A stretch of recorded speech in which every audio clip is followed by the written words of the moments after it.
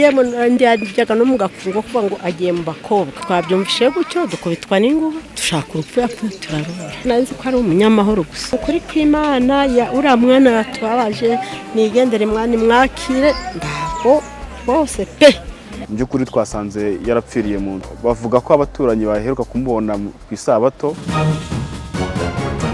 Yebanyita Sibomana Jean d'Amour mu kagari ka Rubona umudugudu wa Bututuri.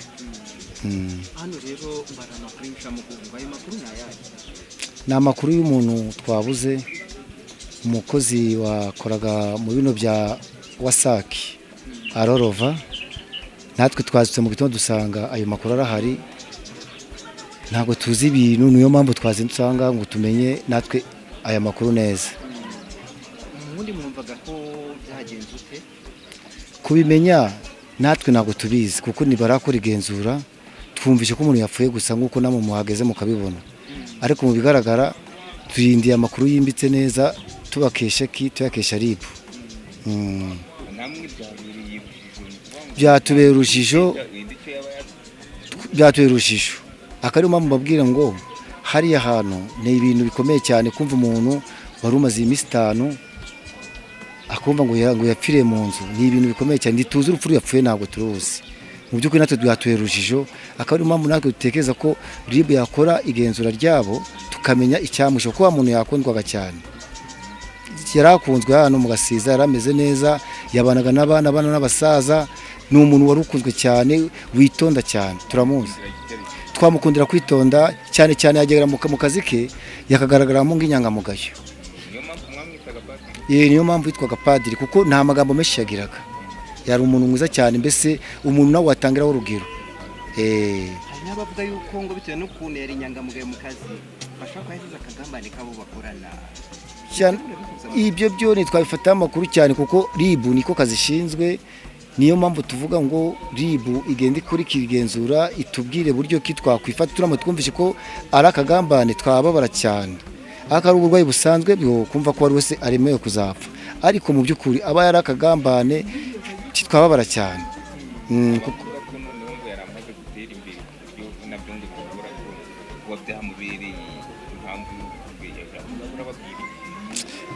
Uriya muntu yateraga imbere cyane rwose kuko urebye ibikorwa yaragezeho ubu yari afite inzu hara ku mudugudu wa Kabeza inzu nziza cyane rwose n'abanyamakuru muyirebye mwabone wari wese yabitekerezaho kuko arebye uburyo yazateraga imbere yarari mu rwego rushimishije.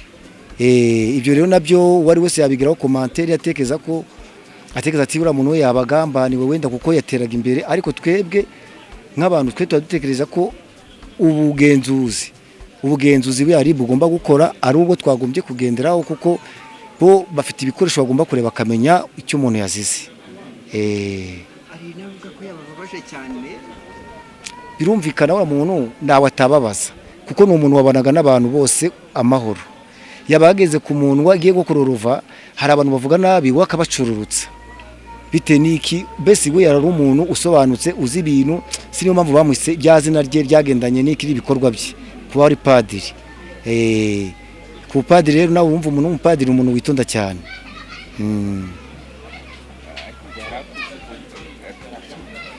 Ibyo byo hari abantu bagira uruhu rugaragara ngo akuze bandatanakuze ikigaragara ko umuntu akuze nuko afite umwana ariko twitwa tuzi ko ari umusore kuko nta mwana asize ni umusore twatuzi ko ntabwo nta rugo yigeze agira usibye ko ari bwaragiye gufonda iki kure kuko yari yujuje inzu wenda mu minsi mike yari yenda kuzimariya cyangwa agasaba bisanzwe ntabwo tubizi ariko icyo twatuzi ko ari umusore.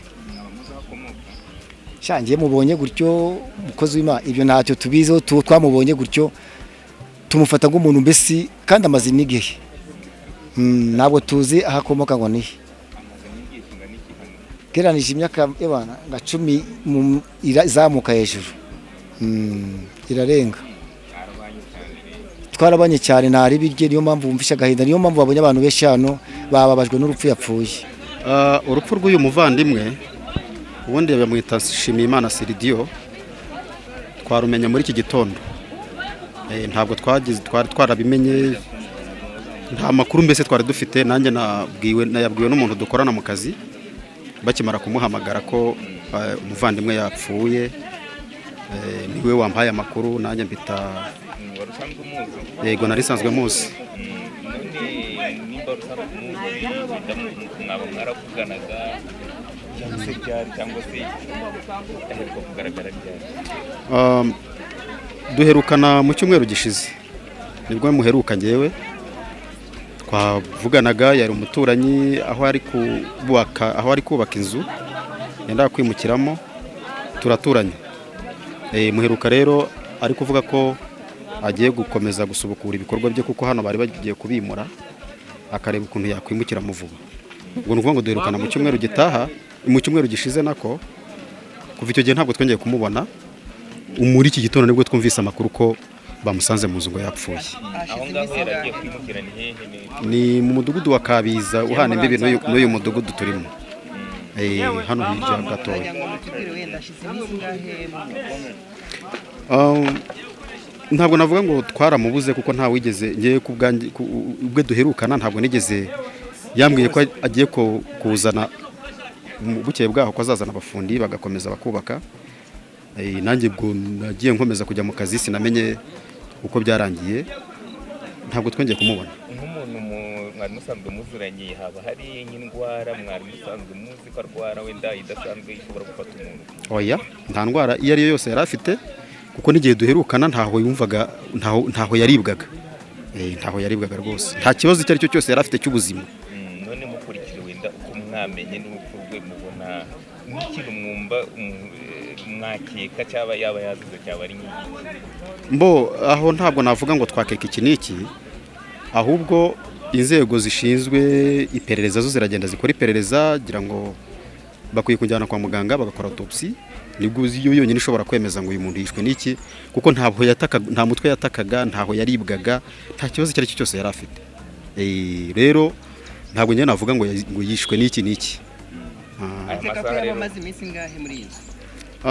ntabwo nakwegispektinga ngo menye ngo iminsi yamazemo n'iyi kuko yakoraga muri wasake igihe yaba aherukira gusohokamo ntabwo ngizi n'igihe yaba yarinjiriyemo bwa nyuma singizi amasaha rero biragaragara ko mubabajwe oya turababaye mbese turababaye cyane ntabwo wabyumva ngiye ku ruhande rwanjye numva ko mbuze umuvandimwe wa hafi yari umuntu ugira umutima mwiza utarigeze agirana ikibazo icyo ari cyo cyose n'umuntu uwo ari we wese ni umuntu mwiza cyane yari umusore afite imyaka hagati ya 38 na 39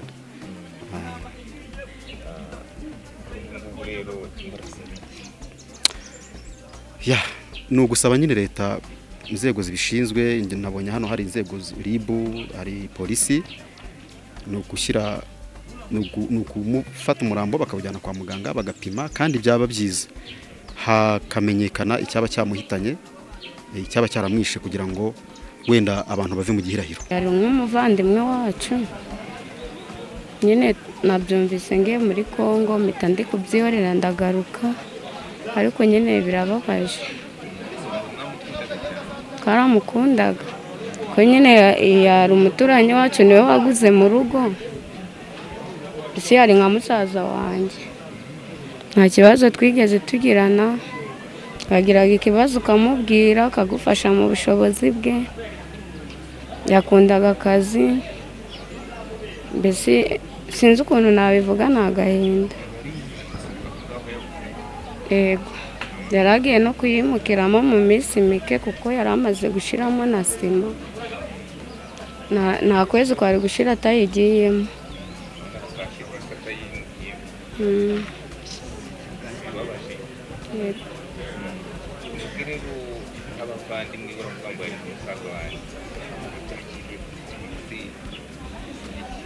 nta nubwo ngende kubyiyumvisha na n'isaha ko yagiye nyine bitewe n'uburyo twabanaga n'uburyo twaganiraga mbese ntabwo ndi kubyemera neza kubera ko nanjye nari maze nk'icyumweru i Musanze nari muheruka mu minsi yashize nagiye i Musanze kuwa gatandatu nibwo mama yamumbajije ngo amakuru ye ndamubwira ntabwo muheruka ariko nyine ajya anyuraho ndi gucuruza tukaganira ubundi agataha akavuga reka ajye kuruhuka ubundi agataha nari maze nk'icyumweru ntamubonaho kubera nyine nirirwaga muri Kongo nkataha nimugoroba, niyo mpamvu. mukeka ko yaba yapfuye ryari? Ntabwo nabimenya nyine ushingiye. ukurikije igihe uheruka kumubonera Hari umumama wari uri kuvuga ngo bahuye kuwa gatandatu avuye mu kazi, ngo nyine bishoboka kuba yarapfuye nko kuwa gatandatu nijoro. Bavuga ko yaba yarapfuye kuwa gatanu. Ntabwo mbizi pe, wese kavuze ngo yamubonyeho kuwa gatandatu. Murasaba iki rero? Nyine twebwe dushaka kumenya ikintu cyamwishe, kuko ntabwo wambwira ngo umuntu yapfuye gutya gusa. Babikurikirane, nyine dusaba urwego rwa RIB kubikurikirana tukamenya ati ese uyu muntu yapfuye gute, yishwe n'iki, tukabimenya tu. Cyane ariko nyine njyewe ikintu umuzi wo mu kazi ke yagiraga ukuri, abo bakoranaga nta kuri. We nyine nta nubwo banamukundaga kuko yagiraga ukuri mu kazi ke. Oya, ntabwo wamenya, ariko njye ndi kubona yaba yazize nyine ko ari umuntu mwiza tu, nabwo ari ishyari nabyo byanashoboka. Njye nimenye mvuye gusenga ngeze hara gukabiza. Ubwo numva abantu bari kuvuga ngo witwa Benjamin yapfuye. Basi twese biradutungura. Ubu nange nabyumvise icyo siko atagiraga nabi, niyo ndano yakundaga abana cyane. Nibyo nari nzi kuri we. ngo mwamwitaga ndi Padiri. ni ukuvuga ngo nta yandi mazina y'umwarimu muzi? Oya, ndayandi iyo nari nzi bamutaga Padiri. Abayazi buriya nabo bakorana. Nawe yakoraga. Nawe uriya nawe waramucumbikiye. nk'abantu rero mwari muturanye nawe mwamherwa kumubona ryari? Njye mberwa kumubonaho kuwa gatanu mvuye gusenga ku Rurambo, ariko tuhura agenda ari kwerekeza nko ku muhanda. Kuva icyo gihe ariko sindaho nongeye kumubonaho, gusa nako kumenya amakuru ye si ndakora nawe ndagihute tuko namubonaga gucyo gusa. mukeka ko yaba yazize iki? Nakubeshya ngo ntabwo yaba yakundaga nko gusinda cyangwa se ndanywa inzoga. Icyo nzi ko atanywa, nzi ko atanywa rwose. Cyerekeye cy'inzoga rwose kuva yanagira ino sindabona ari kunywa cyerekeye cy'inzoga. Kandi hari kari akazu kari iruhande rwe nta kabari, ariko ndahawe nigeze mbona ari kunywa inzoga. byakiriye gute? Kandi rwese byadutangaje, simbuye ko mbimenye none mu gitondo ngeze hariya. Ngeze hara gukabiza nza arambwira ngo Benjamin yapfuye. Bamwe ngo Padiri yapfuye. Yapfuye si nagutaho tubizi. Ubwo rero sinzi byanamenywa na bari aho yabaga, barani barabimenya neza. Ngatwe tuba turi kwigendera twabwirwa n'iki. ariko ngo ntiyagiraga umugore? Nta mugore yari mukuru, yaragiye mwiriweho mama. Yari maze kubaka n'inzu y'umutamenwa hariya ku muhanda. Buriya yari kuyikora neza, buriya ashakaga wenda kuzasohoza. Buriya ndahari n'ikintu cyo ndakekaho, nzi ko nange byandunguye bapfuje kumanyiriza hariya ngo menye ko Padiri yapfuye. Ndireka da iyo mvuye gusenga mujya kora mugasiza ngo haruzere n'ibyo gusa. icyifuzo cyane n'abaturage mwari muturanye nawe ni ikihe? Ko atagiraga nabi, ko ndamundi yagiraga nabi, nige cyo yari amaze hano yakada ndamundi yagiraga nabi, ndanumuntu avuganaga nawe nabi, yakundaga abana gusa. Umuntu wese ari kumva urupfu rw'uyu mugabo agasanga ari ikibazo gikomeye. Ko icyo mvuga ko ari amayobera. Nuko tutazi icyamwishe. Ntabwo tuzi icyamwishe, kandi buri wese hano afite ikibazo cyo kumenya ngo yishwe n'iki. bivuze ngo muranasaba rero ko hakorwa iperereza? Bibaye byiza RIB yakora iperereza bakamenya ngo ingendo yagiye anyuramo muri iki cyumweru, wenda ikadufasha natwe gusobanukirwa kugira ngo tumenye amakuru y'ibintu byamwishe. Nanjye uko numvise ayo makuru, numvise ko bamubonyeho kuwa gatanu asa n'utashye avuye mu kazi. Ubwo rero kuva kuri uwo munsi wo kuwa gatanu ntabwo bongeye kumubonaho nanjye niyo makuru ndi kumva byumvikana ko niba yarapfuye ko umunsi wo kwa gatanu bikaba bimenyekanye uyu munsi ni inkuru ibabaje pe ni inkuru ibabaje kuba umuntu iyo barangije iminsi 5 mu nzu n'abantu barabimenya urumva ko ari ikibazo yabaga wenyine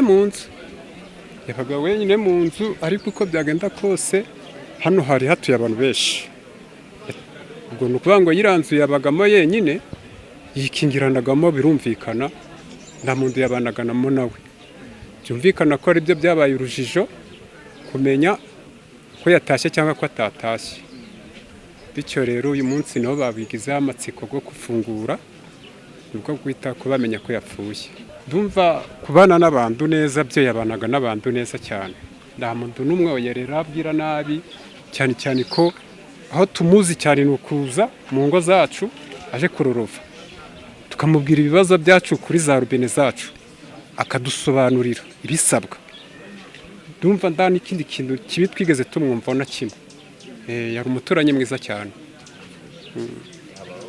yatubabaje pe akamuhariza bitatu bya buri munsi byo kugira ngo arye akundaze gusabiriza ubwana bukazindukira ku muryango we akabagura amandazi yamara akegera mu kazi twose pe amakuru rero mwayamenye ndaho mbizi jewe ndiriya ku muhanda sinzi natwe twabyumvishe gutyo dukubitwa n'inguba dushaka urupfu yapfuye turarubura ndaho mbizi rwose ibyo namba bityo narinzi ko ari umunyamahoro gusa nari muzi rwose yari umunyamahoro yazaga kureba amazi mu rugo akabati mukecuru ngo ugabanyirije haya uzatangaga rwose pendi yakunyuraga atagushuhuje narimo mwiza ingora mwiza yemo ndyaga no mugafungo kuva ngo agiye mu bakobwa oya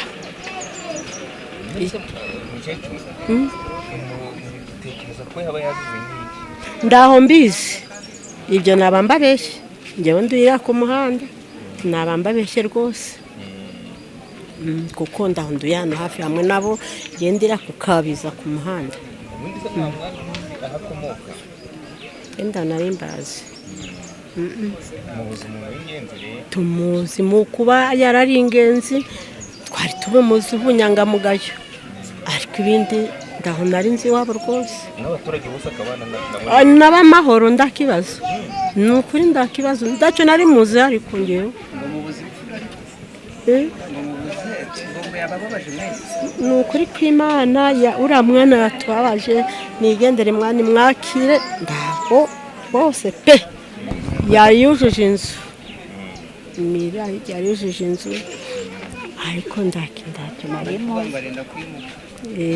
ngo arenda kwimuka ndakindi nari muzo rwose Imana yo mwishuri birebe mu gitondo saa 12 niho twamenye amakuru ko umuturage witwa Nshimiyimana Siridio ashobora kuba yarapfiriye mu nzu kuko yaramaze iminsi myinshi atagaragara ndetse no ku kazi atagerayo ubwo abavandimwe n'abaturanyi bashakishaga ntibabashe kumubona ubwo rero twaketse ko ashobora kuba yaraguye mu nzu akaba yarapfuye wenda kumenyesha inzego z'umutekano kugira ngo zidufashe gushakisha ahantu yaba ari mu nzu wenda kugira ngo twice urugi turebe ko ari mu nzu mu by'ukuri twasanze yarapfiriye mu nzu hanyuma rero yo kuba mwamusanze yarapfiriye mu nzu ubutumwa mwahaye abaturage ni ubuhe ariko mbere y'uko bigaruka no ku butumwa muratubwira wenda amakuru y'ibanze agaragaza ko wenda yaraheruka kugaragara ryari kumenya umunsi aheruka kugaragara ntabwo twata dupresiza ngo n'uyu nguyu gusa guhera kwa bavuga ko abaturanyi baheruka kumubona ku isabato kwa gatandatu ariho yari ari gukata muri quartier kuko yakoraga akazi ko kureba mu makonteri ya mubazi yo mu mazi ya Wasac ubwo rero bamubuze bagumya nyine biburujijo nyine nibwo no munsi twavuze ngo reka dushakishe turebe mu nzu ko yenda yabari ubutumwa mwahaye abaturage icyambere no kwihanganisha abaturage ndetse n'umuryango we kuko twabuze umuntu kandi yadufashaga mu kazi ka buri munsi. Umuryango we mwaba mwabashije kumenya aho uherereye? Kugeza ubu ngubu amakuru dufite nuko yari ingaragu, ariko dufite amakuru ko avuka mu majyepfo mu karere ka Nyanza. Ubwo turakomeza gushakisha turebe ko tubona umuryango.